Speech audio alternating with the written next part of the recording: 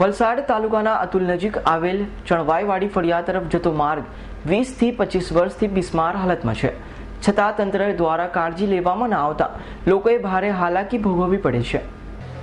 ગુજરાત રાજ્ય સરકાર દ્વારા છેવાડાના ગામડાઓમાં રસ્તા, પાણી આ ત્રણેય વસ્તુ લોકો માટે અને અતિ ઉપયોગી હોય છે, જે વચનો નેતાઓના સહી ખોટા ઠેરવે છે। ત્યારે વલસાડ તાલુકાના ચણવાઈવાડી ફળિયાના માર્ગે છેલ્લા 20 વર્ષથી બિસ્માર હાલતમાં પડી રહ્યા છે રસ્તા, અને હાલ ચોમાસામાં તો માર્ગ પર પાણીના કારણે કાદવ કીચડ જેવી પરિસ્થિતિ ઊભી થતી હોય છે, અને સ્થાનિક રહીશો, રોજના વેપાર, શાળા, કોલેજ, નોકરિયાત પર જતા લોકો આ માર્ગ પર બાઇક, સાયકલ કે પગપાળાથી જતા આવતા હોય છે, અને બાઇક પરથી શાળાની શિક્ષિકા બહેનો પડતા હોય છે, વિદ્યાર્થીનીઓ પણ પડતા આવ્યા છે। અને આ માર્ગની સમસ્યા બાબતે ગામના 300 થી 400 લોકોએ લેખિતમાં વલસાડના ધારાસભ્ય ભરતભાઈ પટેલ, કલેક્ટર, તાલુકા પંચાયત, ગ્રામ પંચાયતના સભ્યોથી લઈ સરપંચને રજૂઆત કરવામાં આવી હતી, પરંતુ નેતા અને સરકારી આ ગરીબ પ્રજાની વાતો સાંભળવા નથી માંગતી, જે આજ દિન સુધી આ માર્ગોનું નવીકરણ કરાયું ન હતું, અને ગામમાં ભાજપ, કોંગ્રેસ કાળું લાવી નેતાઓ માર્ગ ન બનાવ્યા હાથ ઊંચા કરતા આવ્યા છે।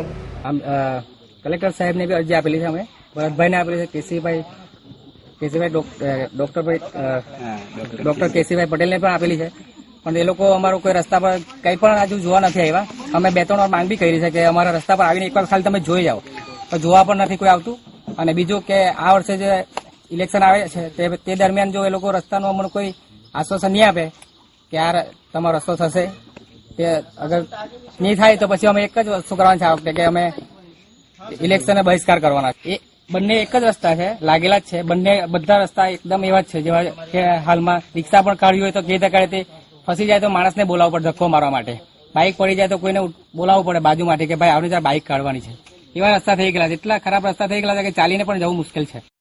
થોડું નખાવતા છે, હવે અમે શું કરીએ, અમારા પાસે જેટલું એમ કે ભંડારમાં એટલું અમે કરીએ એમ કેતા છે લોકો। ધારાસભ્ય શું કહે, ભાજપ કોંગ્રેસ એવું બધું કરે કે કરે, એ લોકો ભેદભાવ રાખે થોડું।